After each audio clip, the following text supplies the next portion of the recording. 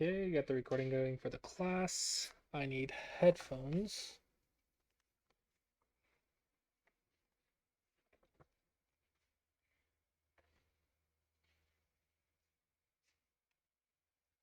Okay.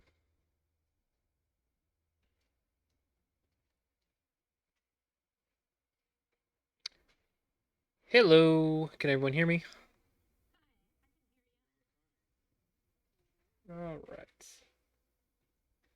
Weiger says he can't talk because it's midnight where he is, so he may do a little texting. Okay, that's fine. Um, yeah, that's fine. Okay, so let me. Um, I haven't started it yet.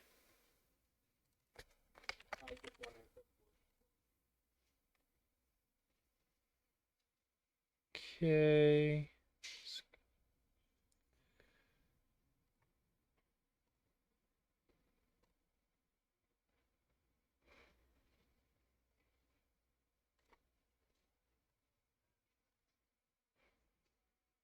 All right, can you guys see it?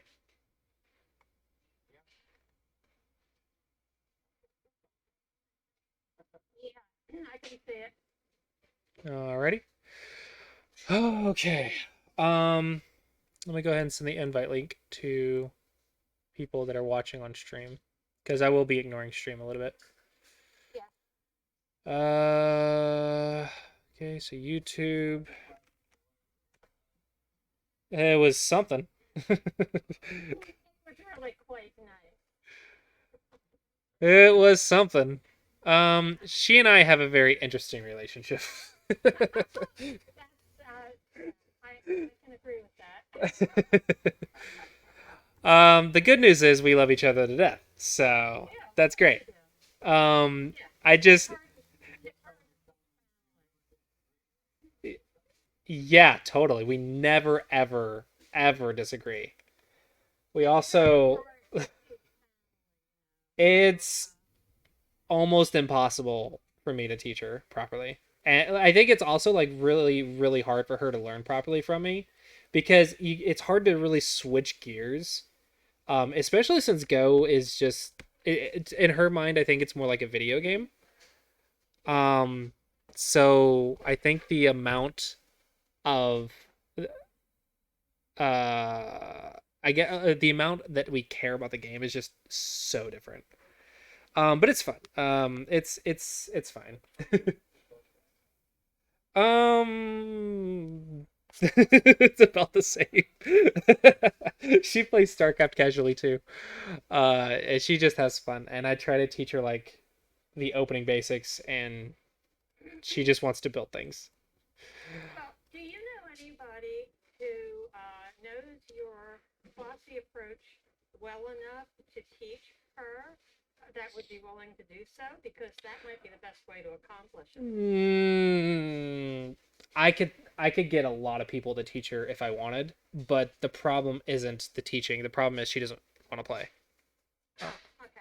Yeah, she hasn't played it in 3 months. So the reason I brought her on is because I thought it would be she's around the level that we're in the videos, and I thought it would be interesting for the stream, just something slightly different. I thought it'd be entertaining, and apparently it was very entertaining. It Um, was very. so we'll see how that goes. I think a lot of people might want that to happen again, just because they loved the go back and forth between us. But like the point isn't technically to teach her; it's more just to teach the ideas in an entertaining way.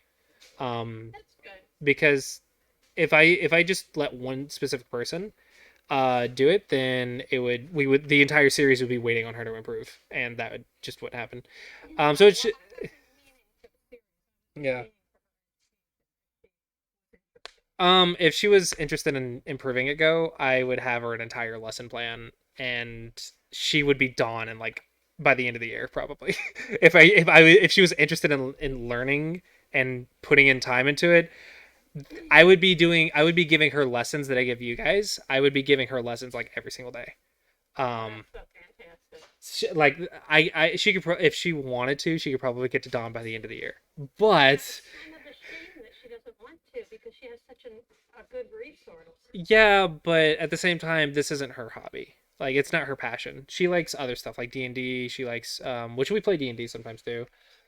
She likes cosplay and she likes other things. It's not that she hates Go. It's just it's not her interest. That's what it Right. is. Kind of, but she only watches it with me. She doesn't watch it by herself. So whatever that means. Whatever that means. She enjoys dressing up and she enjoys making cosplays and stuff. She's actually pretty good at it. Um, Probably not like professional level, but she's for an average person, she can do pretty good. She's actually dressed me up in a few cosplays, and it was pretty cool. I liked it. Uh, but yeah,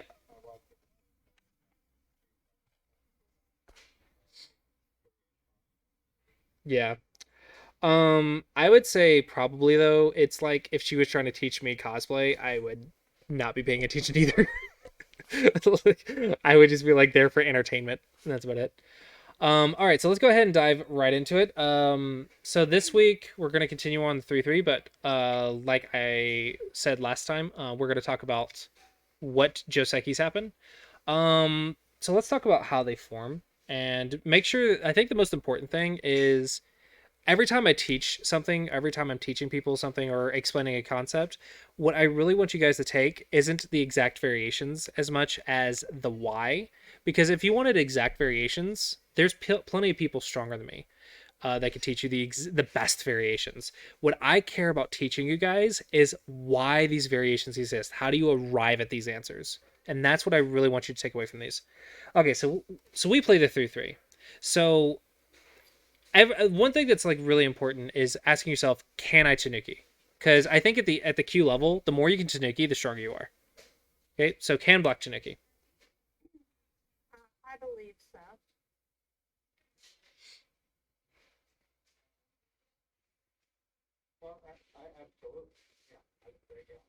Mm-hmm. What's the condition for when black can Tanuki?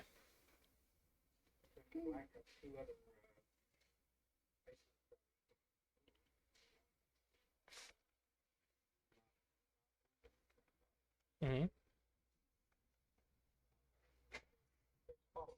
Okay. And not being closed in with one or two moves, I guess. Okay.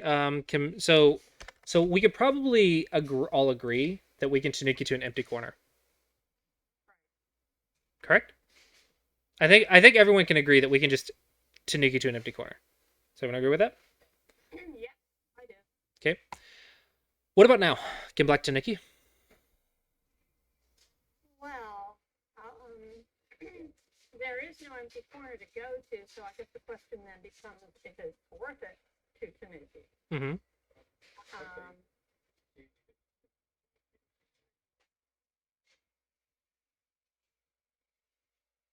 Does anyone else have any opinions? no, I was pretty much finished. The question is whether it's worth it to Tanuki. And I don't think it's really worth it to Tanuki at this point because those two corners are occupied. Diane or Wigger, do you guys have any opinions? Well, well, you two. I know that people frequently Tanuki when I play a 3-3 on Mhm. them, but I don't know when it is appropriate to. So Right. The idea was that you two already answered. I wanted to make sure that everyone had a chance to answer. Okay. Um, so the question is, can you Tanuki? So we also need to understand like what Tanuking represents. So what does this corner, this star point represent? Does this mean you're going to have this entire corner is yours for territory? No.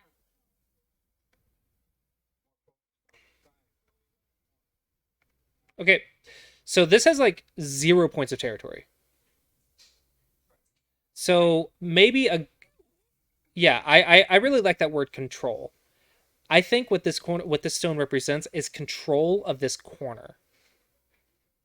So when white plays in, if you respond, you will control what happens, more or less, right? You should have a little bit more control, especially so if white responds right here. So now it's 2-1, and you play first. You will have a lot more control. So I think it more rather than just saying it's territory, I think it represents control, which is a lot of the case. A lot of the time, that's what influence and moyo means. The only time that it's really territory is when you have something like a shamari, like this. That is territory. That means if you white goes in, it's dead. That's territory. So there are moves that, like for example here, that say, okay, now if white goes in, it's not dead. So if I don't block this, then I lose territory, also known as yosei. Okay, so you can block, and you say that represents blocking territory, but that's territory. Do you understand the difference between territory and control? Okay, so once we understand that, we can start thinking, okay, so if we ignore this, that represents that we lose control of this corner because now it's 2-1. So white will control the corner instead of us. Does that make sense?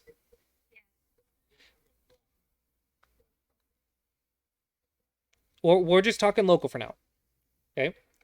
Now, I think what Don is trying to get to is that if we invade another 3-3 and white plays and we play, then this is technically an equal value because we lose control of this corner, but white loses control of this corner. Yes. So does everyone kind of agree with that conclusion?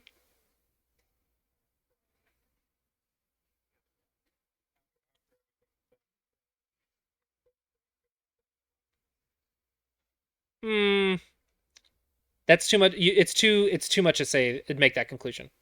Like that goes into Mirago territory, and that's too complex. So we can't say who's going to end up with Sente. We can definitely say is that white currently controls this corner and black currently controls this corner. We cannot make any more statements than that. It's too difficult. So that's all we can say. So we can say that this is technically an even result. Now, the reason we kind of give you so much grief is about doing this is because this is a very difficult game to play. The follow-ups are confusing, it's difficult. So usually what I recommend is if you control the corner, just keep control. And then you can go deal with theirs later. Rather than making an even difficult it's an even result, but it's very difficult follow-ups. So if when we're at the amateur level, I want to encourage you guys to make the game simpler on yourself. The simpler it is, the easier your follow-ups will be, and the more likely you will make less mistakes, or the less likely you will make a mistake. I think that's a better way to say that. The easier the game is, the easier the follow-ups are, the less likely you will make a mistake. You can consider the Q level. The one who wins is the one who makes the least amount of mistakes. The majority of the time, that is true. The one who makes the least amount of mistakes is the one who will win if all things else are even at the Q level. So, the more confusing you make the game, the more likely it is for both players to make mistakes. That includes your opponent and that includes you. So, if you're really good at the fighting type of games, this makes sense. But the Clossi approach tells us the basics types, and that's what I teach is the basics. So for the Clossi approach purposes, I encourage you guys to make the game simpler and then learn the fighting stuff at 5 Dawn. Like learn the fighting stuff at Dawn level. Now, is this a bad move? Absolutely not. This is just as good as responding. But I want you guys to understand what it means. So does everyone understand the idea of control? Yes. Okay. And so with the Clossi approach, what I try to teach is the basics, and if you guys have been watching, if you watched my game against Illuck in the league, you'll understand that I'm really good at the basics, but I'm not so good at fighting. So if you want to start fighting, that gets out of my knowledge a little bit, and it becomes a little bit difficult. And it's one thing Insong's really good at is showing you guys how to fight, and that's why you got to be careful with balancing like my Clossi approach with Insong's methods, because Insong is really good at fighting, really good at reading, but fighting is very, very reading intensive. The Clossi approach is very light on the reading. It still requires reading, but you can get away with less reading. And that's why we teach the Clossi approach to the Q level, and then we say learn the reading as you get stronger. So I encourage you guys to respond to this unless there's something really urgent on the board. So, can you ignore this corner? The Clossi approach says would say only if there's something urgent. Can you ignore this? Does everyone understand the reasoning for that conclusion? All right. So, now that we've established we're probably going to respond at this timing. We could Tanuki, but probably we're going to respond at this timing. Now we can think about direction. Now the AI says direction's fine, so let's just pick a direction. Either direction's fine. So we're just going to pick a direction. If you don't know which direction to choose the one that goes towards something you're building. If both sides are equal, play the board more than anything else. But at the end of the day, this one versus this one doesn't matter. It's the follow-ups beyond that matter. Okay, so for simplicity's sake, we're going to pick this one. All right, can white ignore? And we're just going to apply basics. We're not going to talk about the value. We're just going to apply basics. Can white ignore?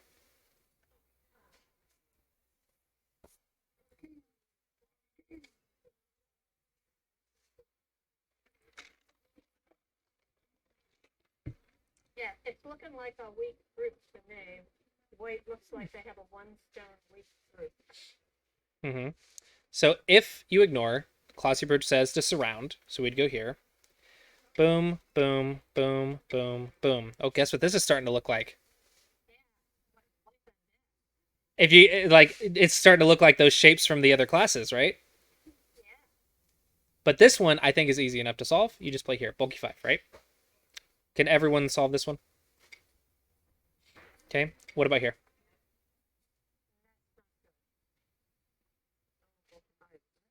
Yep. Mm-hmm. All right. So the conclusion is, if you ignore, this corner dies. Okay. Now, at the very higher levels, you need to understand what Tanukiing represents. So if you Tanuki and it dies, but you got something more valuable than the corner, then you can Tanuki. Okay. But for simplicity's sake, we're gonna say if we're gonna die, we're not going to Tanuki. So 90% of the time you will respond to this. So go ahead and respond 100% of the time and learn the 10% later. Does that logic make sense?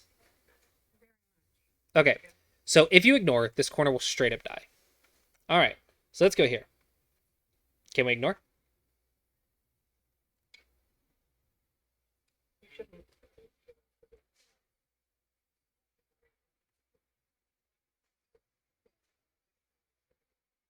Mm-hmm. And what would that represent again? Starts with a C. Mm-hmm. You lose control of the corner. So now you have to start making a base. You have to make a base. And then white controls the side. And white was able to get out. And if you ignore that, then you just get attacked. And you could lose control of the right side and the bottom side. So it becomes 3-on-2. So you lose control of the area. That makes sense? So you won't die. You're not going to die, but you lose control. So usually we respond. Okay, so we're going to start with surround your opponent. So we're not going to go here because then our opponent escapes and we lose control of the side. So we're going to go here. We're going to surround our opponent. There's also here, but we'll get to that. So right now, just basics. We're going to arrive at the old Joseki's first, and then we'll talk about and work our way up to the new ones slowly but surely. So first, you try to surround. Can white ignore?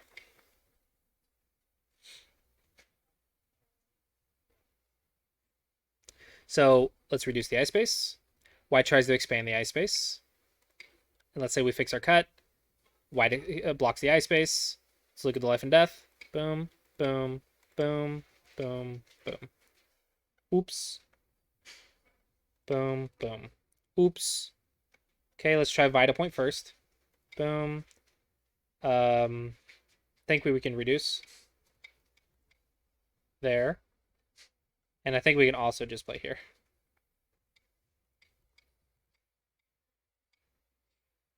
All right, so pretty much this shape is dead. So the point I'm trying to make here is to explain why we've been going over those life and death problems we've been going over in the last few classes. Understanding those life and death problems inside and out understands when you can tanuki and how valuable like how valuable it is if you tanuki and what do they get. Okay, so at this point, no, you want to respond. All right, now we go here. Actually, can we ignore?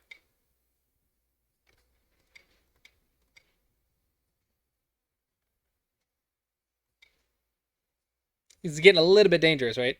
So we might lose control again. So probably we want one more. Okay, now.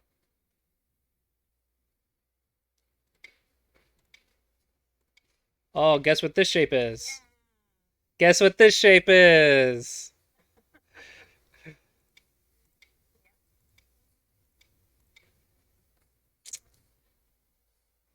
Mm-hmm.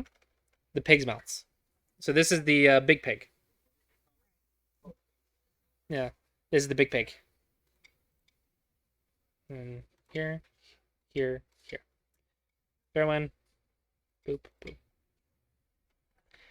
Because we know the life and death problems, we know that white can't ignore this.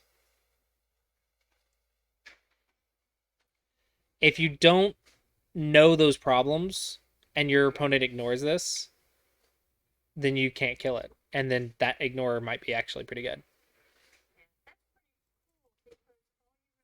To be able to read is to the point where you've recognized the shape. Yes, that's the idea of life and death problems.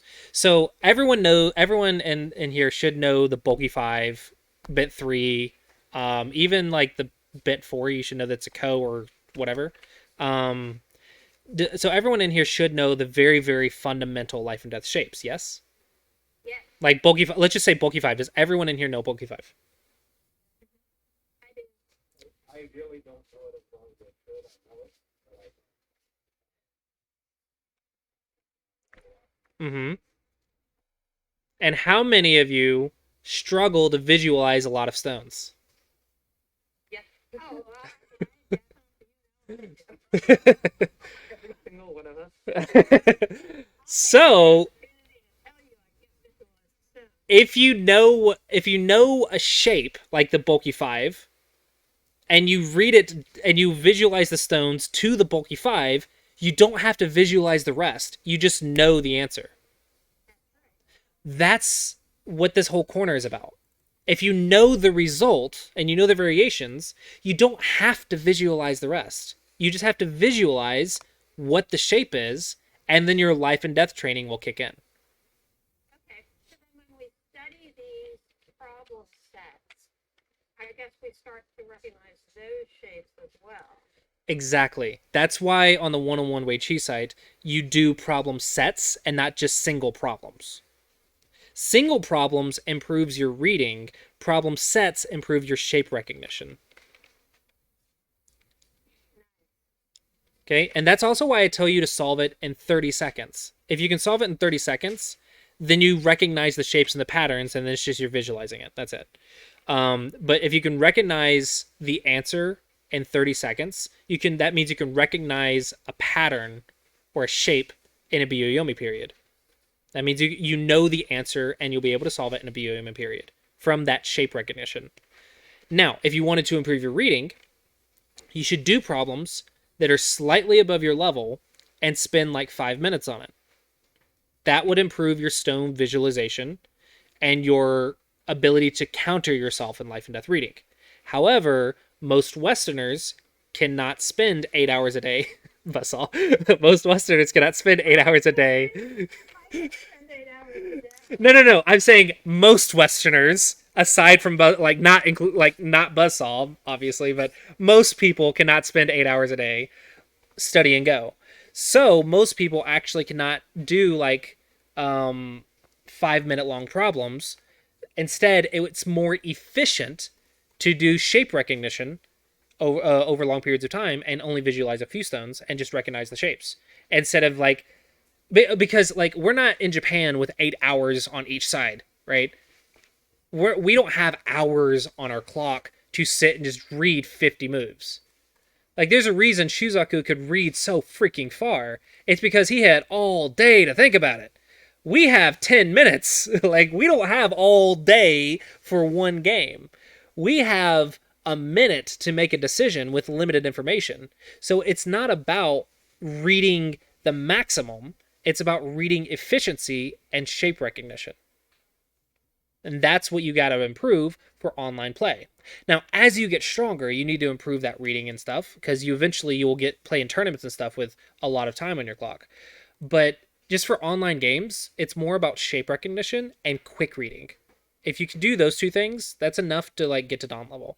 And that's what my job is, to get you guys to Dawn. I'm not trying to get you to pro level reading where you can read 50 moves deep. My job is to teach you the basic shapes and the basic patterns and get you to 1 Dawn. That's it.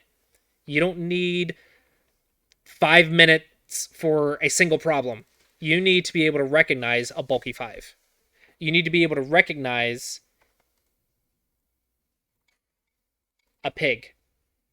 You need to be able to recognize these patterns. If you can recognize it, you'll know I can't Tanuki this. Or I can Tanuki this, but I will die. Or you can recognize if there's a stone somewhere else that maybe changes it, you can recognize that if I Tanuki, if I Tanuki, I can actually escape. So I'm not dead. So I can Tanuki sooner. Because if there's a stone on the outside, this is a bad example of life, but if there's a stone on the outside that changes the result, you need to be able to recognize that because that's a chance to get one extra move.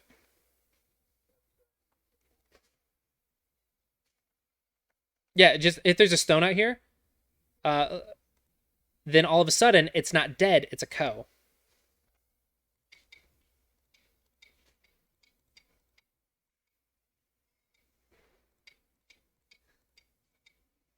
Or maybe even life. Yeah, that's what I was sorry. I was seeing this. Yeah, that's a ko. A ko is a totally different result than dead. A ko is potentially 2 moves in a row somewhere. That could be worth a corner. But how do you make these judgment calls if you don't even know the status of the corner? So this is what I mean when I say you're trying to fight for Sente, and if you can recognize the patterns, you can find Sente more often. So here it's like, can I Tanuki? Can I Tanuki? Can I Tanuki? If you can't, obviously don't. But if you can, if there's something on the outside that changes the result, you need to be able to recognize that. What you should never, ever, ever, ever, ever do is respond blindly. Like, it looks bad, so I'm just going to fix. No. How do you learn if you always respond blindly? Let's say you had a living group on the outside. How would you ever find that Sente if you always respond blindly? So you will never recognize free moves like that if you don't understand what is causing you to respond. Why do you respond? I'm going to lose my base. Why do you respond? My corner will die. Why do you respond? Because a ko is not as valuable as this. Why did you Tanuki? Because a ko is not as valuable as 2 moves in a row. Right? So understanding that, understanding why you respond, will help you understand when you shouldn't respond, which gives you free moves. Okay, so here, we're going to go ahead and respond. And now the reason we respond here is because white escaping gives up control, and we actually don't mind our opponent pushing us from behind. This is a positive exchange rate for us because white's getting 1 point at a time, and thickness at minimum is worth 2 points. So every stone is 1 point, 2 points. 1 point, 2 points. Okay, so every stone that they're pushing from behind is good for us.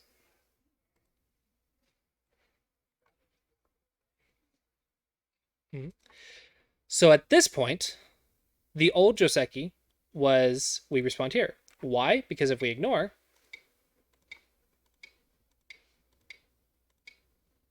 there's potentially that. There's this, in which case we might have to crawl again, because if we don't, well, okay, so not quite here, but you can see that the corner doesn't look super great. Then there's also, this can be Sente as well. Oh no, but this cut, but Ko. Okay, all of that exists. So potentially this turn is Sente now, but white can go here, right? It's easy. And then if we go here, boom, boom, boom, boom, white is absolutely alive. Even if we go here, white's alive. Even if we go here, white's alive. I think. Let's see if I remember this. Let's see if I remember this. Boom, boom, boom. Yeah, okay, so white's not alive. It was here, here. Can you ignore that one? Ah.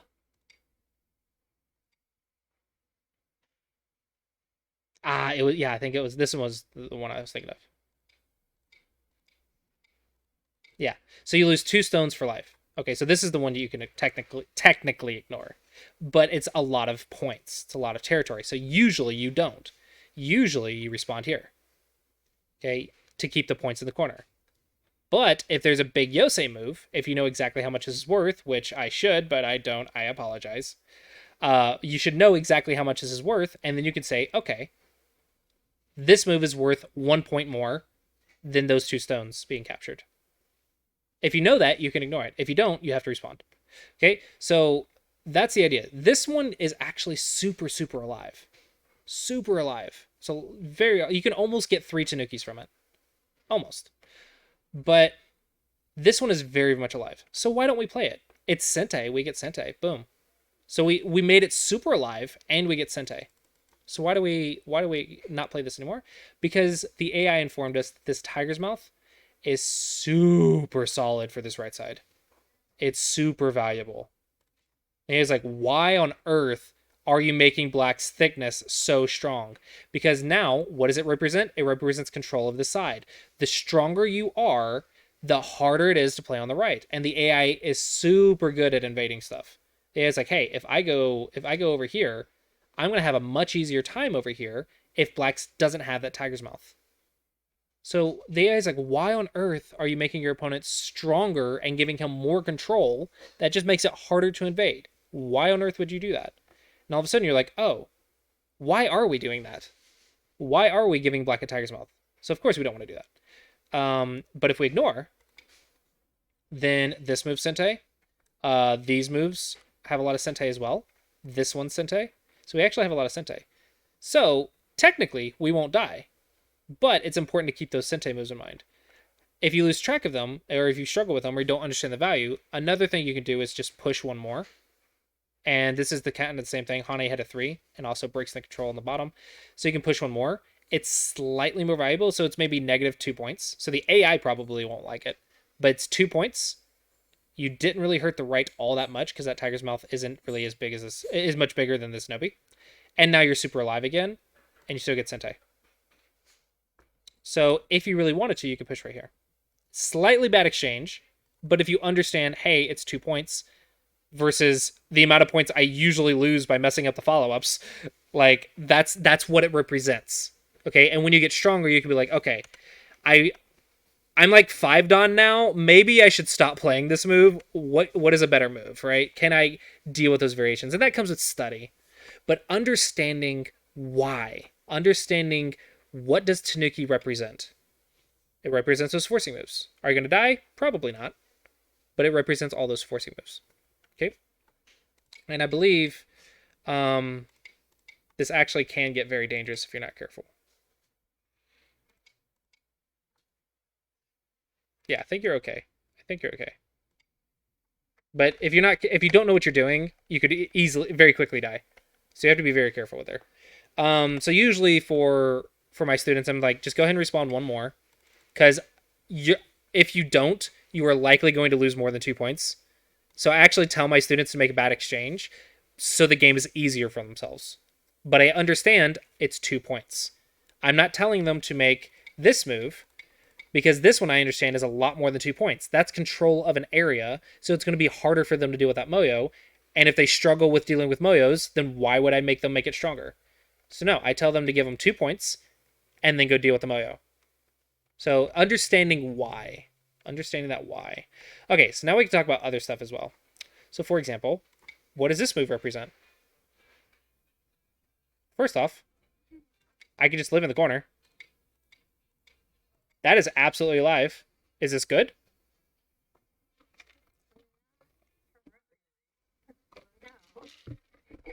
No, it is not. Mouth again.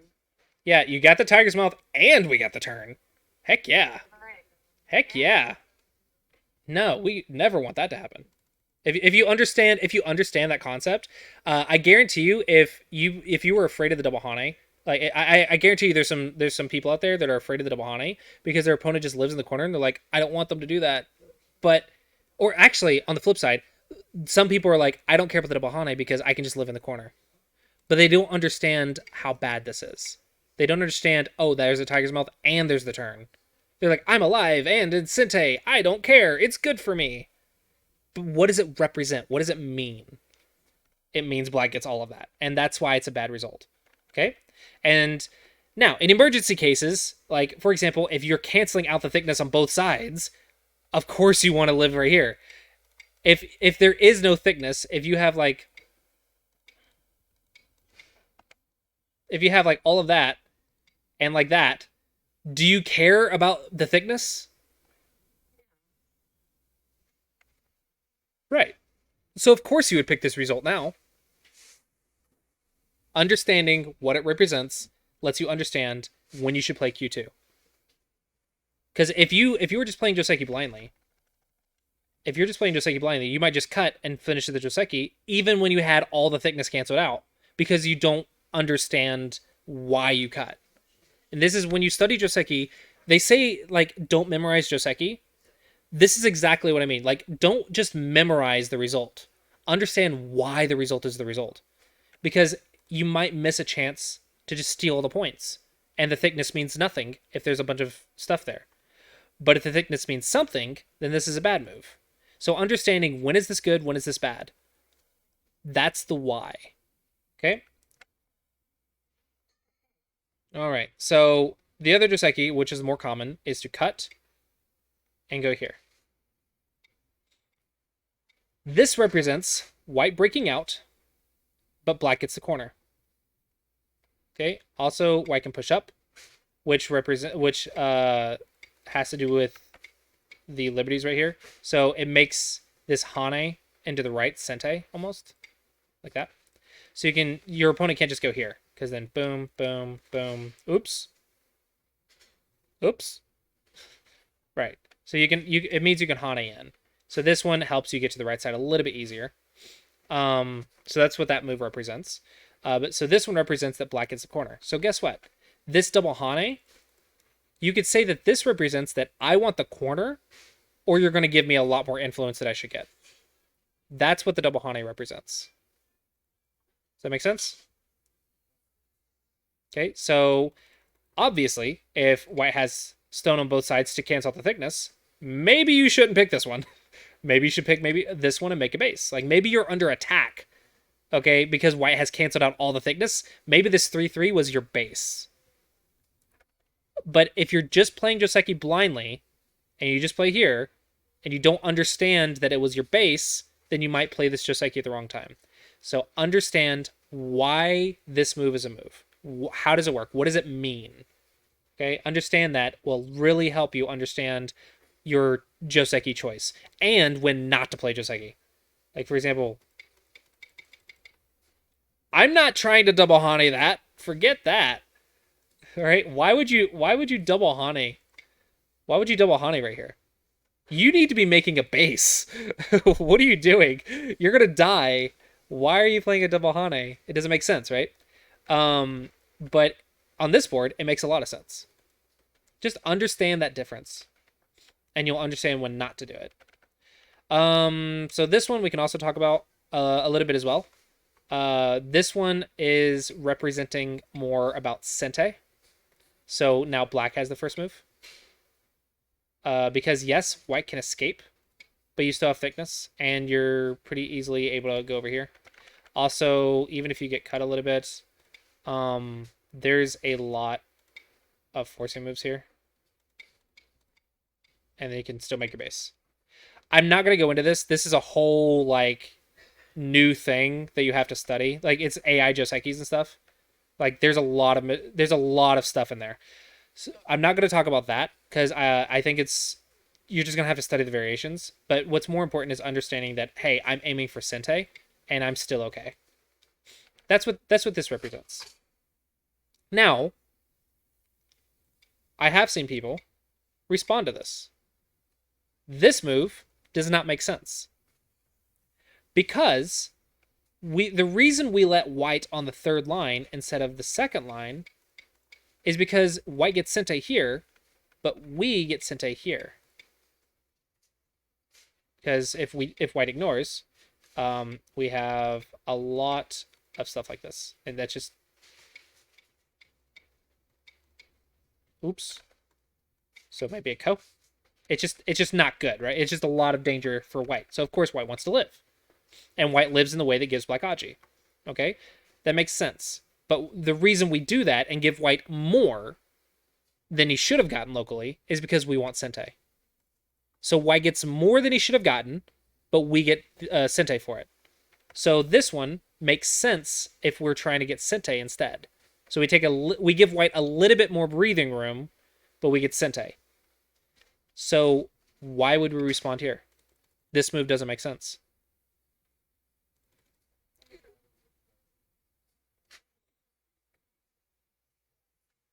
Even then, why not go here? If that was the case,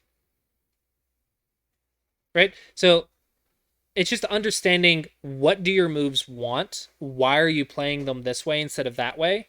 Once you understand that why, the follow-ups will make a lot more sense or make less sense. Like, for example,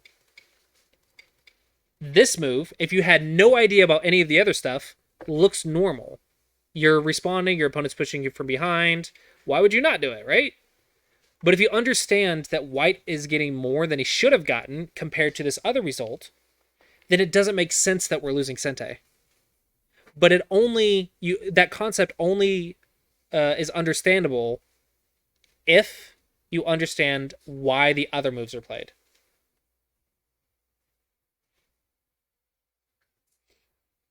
Does everyone understand that concept? Okay. Yeah, so when you study Josekis, I really want you guys to think about this. Why is one result played over the other? Do you get Sente in this one or do you get Gote? And if you get Gote versus Sente, do you get more locally? Or maybe you give up more locally for Sente. You're like, oh, I don't like ignoring this position because I have weakness here. I just want to fix that weakness. Okay, let's compare that to another variation that maybe gives you more locally but is Gote. Why would you lose Sente when there's another better variation? Okay, if a Joseki ends with you in Sente, it's probably giving you Sente for a reason. It's saying, hey, I'm giving my opponent a little bit more so I can get Sente. Also, when you're choosing a Joseki, this is what I mean. Like I talk about this a lot. Don't play Joseki blindly. When you're choosing, should I play here or should I play here? Well, guess what? Is there something urgent on the board? Why would you choose a Gote Joseki instead of a Sente Joseki if there's something urgent? Right? That's things to think about. When choosing your Joseki, who ends up in Sente? Why do you play one over the other? Why would you play here, over here, over here, over here? Understanding why. What is the difference? That will help you understand what's going on and also make your follow-ups much stronger. I can always tell, not always, but a lot of times I can tell how well my students understand a position by the follow-ups. So even if you play a pro level move, if your follow-ups are not consistent with the theory, then it shows me that you don't really understand why you're playing it. So the takeaway from that is really understand the why and your follow-ups will be a lot stronger. Okay. Now, to get onto the rest of the stuff, what we want to talk about is I wanted to explain how the 3-3 works, but I also wanted to explain Tanuki and the Josekis here. So we know the double Hane, we know the old one now, we understand the old one now as well, and we know the Nobi. We also know in very rare cases this might be good. Not likely, but very rarely this can be good. Okay, so we should understand this one pretty well. At least to a certain extent, we should understand this one. But how does it change here? Who here knows what the result is? Like, just tell me with one word, what is the result?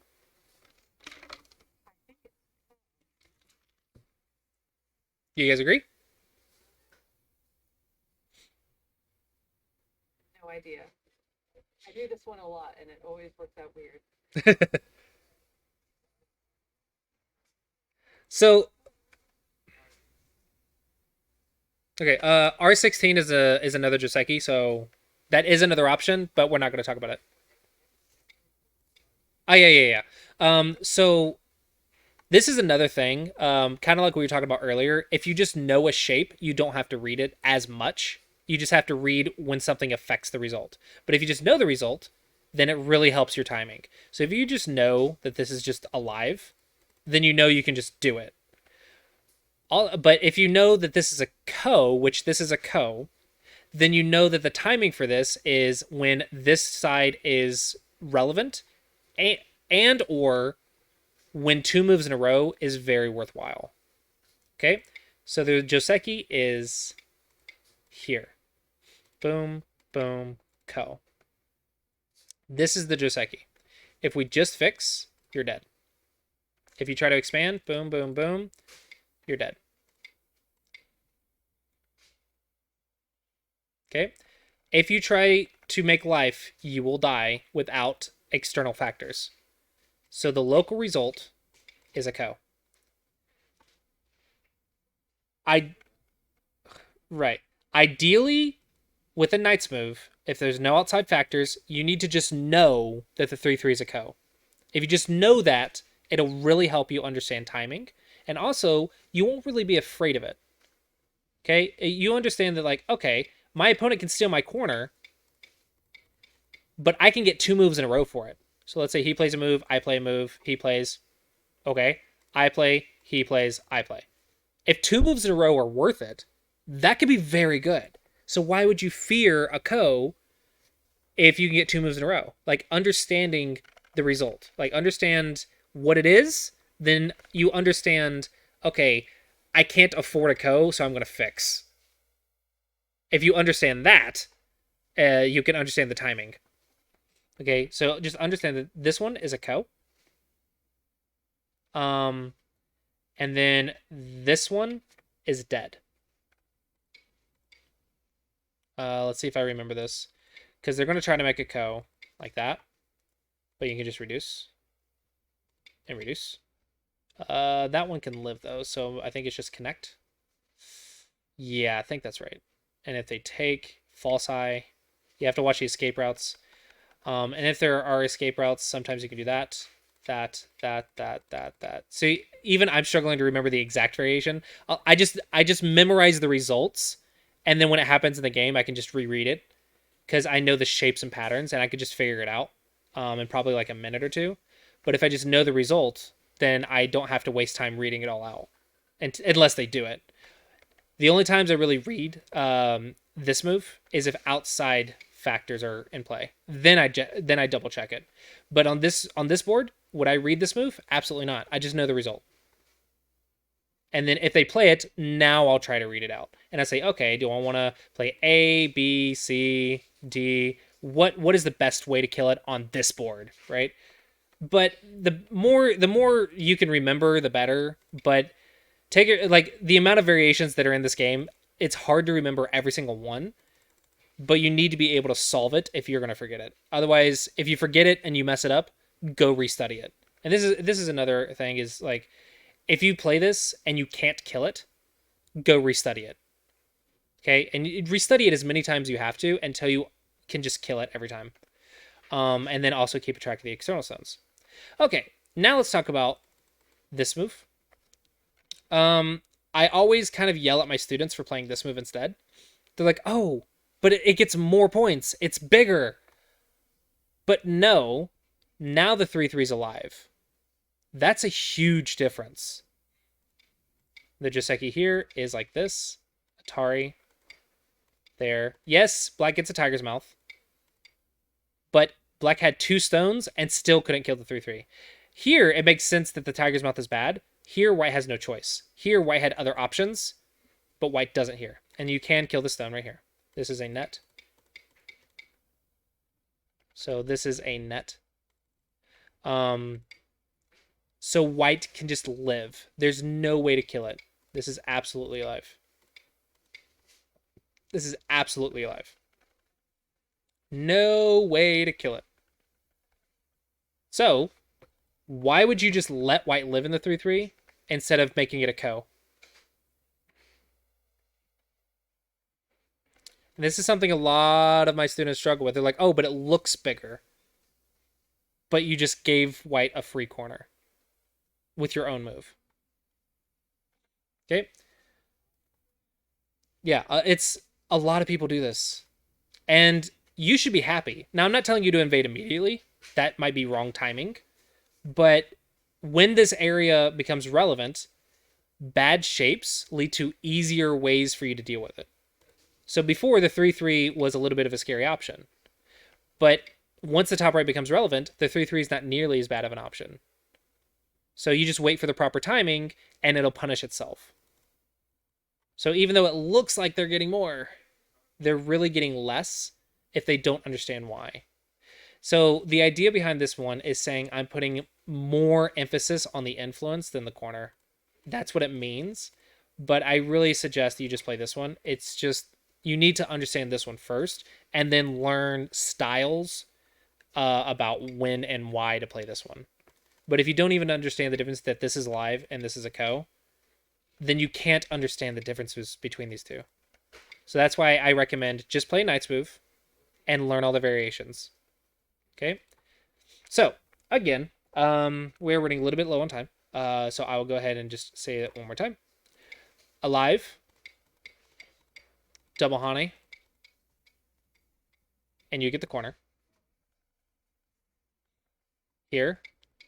You can get Sentai. Here is an old one, so it's not really played anymore. But you can get thickness. Maybe here. If you want. That's Clossi optional. You lose is negative 2 points for a little bit more security, but that's another one. Black does get a lot of thickness, but white does get Sentai. So those are the pros and cons of that one. It's a little bit outdated though. Most people double Hane or just Nobi. Okay, so that one just lives. This one is a ko.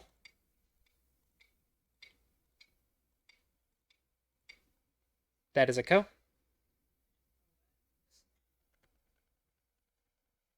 And this is just life, but black gets the tiger's mouth.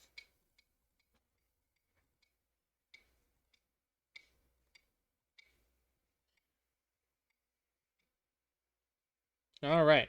Make sense? Yes. Question time. Anyone have any questions?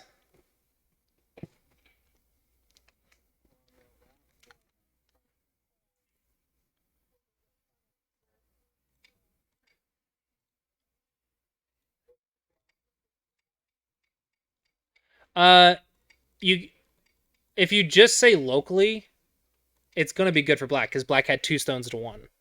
But you also have to think about, when you think about these results, you have to think about timing as well. So it's not about if it's good for black or not. It's about if white chose the right time to do it. The problem is black did give white the option to just make life. So if you got something for that, like more influence, then that's fine. But if you don't understand those reasons, then you won't understand the proper time to defend the 3/3.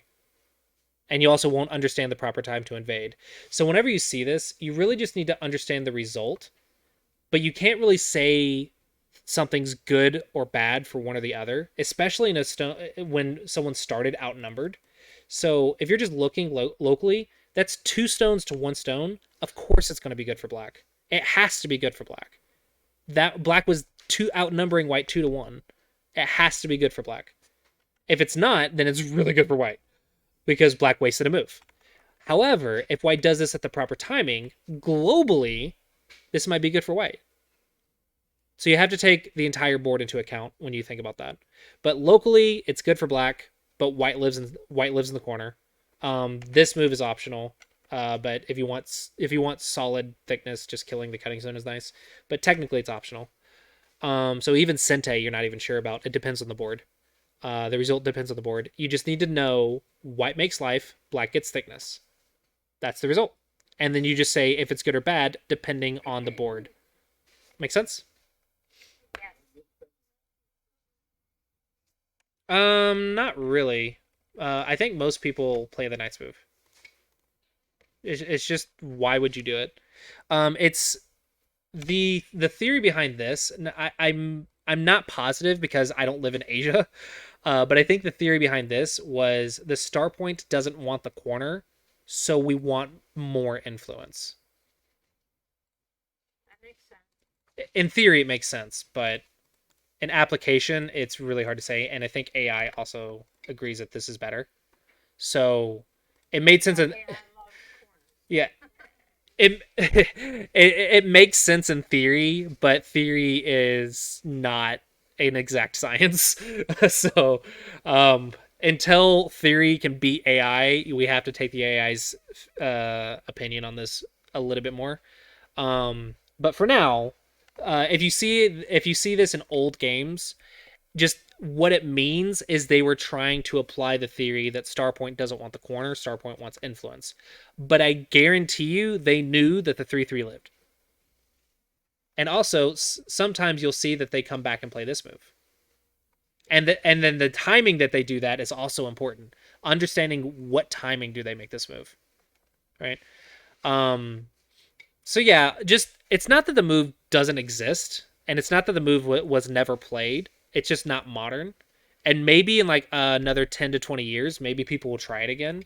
Like maybe someone will be like, "Oh, I can beat the AI with this theory, and this move helps that theory." Then yeah, they might do it, and might become popular, and everyone will start playing it because that's how Go works. Just like he's changed like every 10 years. But if you don't understand why, then you're just going to copy the pros and like you'll go from playing this to playing this like the pros, but you won't understand why the change happened. Which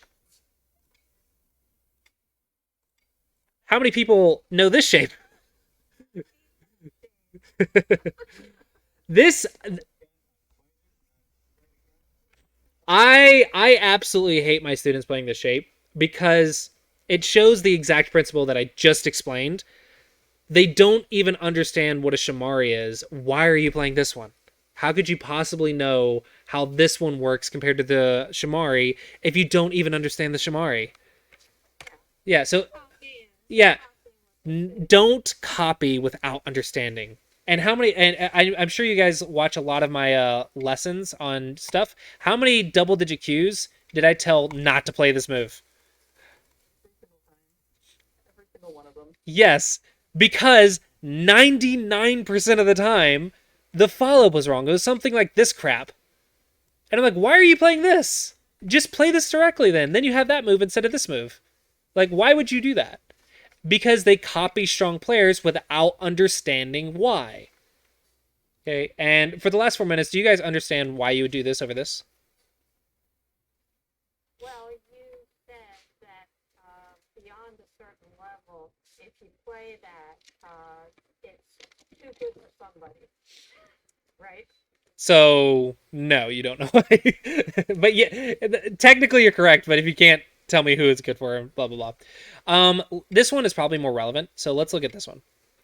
White has A, B, and C at least, and sometimes even D. But white has a lot of options here, right? Okay, Yeah. but now let's look at how many options does white have here? Probably. Likely just one. There you go. That's the reason. It's because white has a lot of white has a lot of options, so white can play more flexibly depending on the rest of the board. So this one makes it more controlled, so you can control the result more. That's why I'm like, don't worry about it until single digit Q. Because double digit Qs, they're not going to be playing this crap. I never see a double digit Q play this move.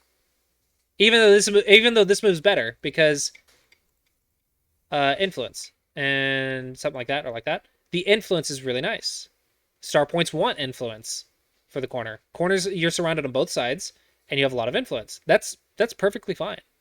That's pretty good. But every single time I see them play this, and this result is really bad for white because who controlled the left? Yeah, white controlled the left, and yet black lives with perfect shape? No. I'm not letting my opponent live with perfect shape on my side of the board. I'll take Sente first before I let that happen. Right? So this one is more about limiting white's control over you. So this one is more obvious. But that's basically what this move represents, is you're limiting the options to get a more controlled result. So you don't give white as much flexibility. That's all it is. It's understanding that why. But one thing I really don't want you to do is play something like this where you just copy a pro without understanding why, especially if you don't know the follow-ups. You're like, I know this is the move. I don't know what to do next. Then don't freaking play it. Like, this is worse than if you had just played here. This move is even more cramped. You can do other stuff. It's like you played here, I played here, and then you played here. Why would you make that exchange and just lose the corner? You just give white points. So why would you make a bad exchange instead of playing a simpler Joseki that you can follow up? And technically that theory can be applied to middle game too. Why are you playing such complex shapes and patterns when you can't follow them up? Instead, play the simple patterns, learn the follow-ups to those first, and then add on one complex pattern at a time as you understand the follow-ups better. That's what I mean about making the game simpler for yourself. This is the exact concept. Is why would you play this one when you can't follow it up instead of playing this one that you can follow up? Yes, this one is slightly worse than this one in modern theory, but why would you make the game harder for yourself? Like, let's say this one is maybe minus 1 or 2 points. Well, if you don't know the follow-ups of this one, you're going to lose more than 2 points. It's the same with the middle game. Maybe one shape is 1 point better than another, or maybe even 2 points better than another. But if the follow-ups, you end up making a mistake, that you end up messing up the follow-ups and you lose 10 points, why are you even bothering worrying about 1 point? You need to play stuff that you can follow up so you don't lose 10 or 20 points. And that's... Yep. Yeah, so single digit Q, I recommend you play this. It's at double digit Q that I recommend you play this. Yeah. So I always tell my double digit Q students, never play this. Because every single time, 99% of the time, somebody messes it up. One of the two players will mess it up, 99% of the time. At least in the games that I have seen. So just play this one, right? But single digit Qs, okay, now you're strong enough to remember the follow-ups. Okay, and that's also why I teach certain shapes at certain levels. Like I teach the capping move and shoulder hit. A good example of that is I teach you should jump right here at double digit Q, but you should play a diagonal at single digit Q. Why? Because at double digit Q, you're just playing defense. At single digit Q, you're preventing this connection while playing defense. But if you don't know the connection exists, why are you going one line smaller? Understand why will make the follow-ups make more sense. But if you don't understand why, or the follow-ups are too complex for your level, then just play a simpler shape. And a good way to catch yourself on this is if you're looking on like AI Sensei and you're finding like 15-point mistakes with which are usually the complex follow-ups. If you had gone back a few moves and played the simpler shapes, but the AI is like, oh, that's negative 2 points. Who cares? You made a negative 10-point move 5 moves later. Why are you worried about 2 points when you were trying to fix 10 points? It's why I tell you, like, slide the scale to, like, 15 points, fix those. Then slide it to 10 points, fix those. Then you can slide it to 5 points and start worrying about those. But don't even worry about, like, 5 points or less. That's like 5 Don plus. Like I still make mistakes more than 5 points. I think right now I'm like at like 100 moves, maybe 80 to 100 moves that I can make without making more than 5 points. But even if I get into a complex fight, I'll still make more than 5 point mistakes. So even like I'm struggling with that as well. But I'm a Don player, and that you guys can be as strong as me if you focus on the big mistakes. So don't focus on like 5 point mistakes. Focus on like 20 point mistakes, then 15 point mistakes, and then 10 point mistakes. Okay? Understand why you play a Joseki over another Joseki. Why do you what is the result of the 3-3? Which we got a little bit off topic at the end, but what is the result of the 3-3? Why do you respond? Why do you pick one over the other? Why would you play a Knight's move instead of a large Knight's move? Why'd you play the double Hane instead of a Nobi? Understand why will really help you understand what follow-ups to play or what timing to play it. Make sense? Oh, all right. So we're out of time. So hopefully you guys did find that lecture helpful. As always, thanks for showing up and being a part of the class. I'm going to continue keeping the classes free for now because it's kind of the only thing that I'm doing.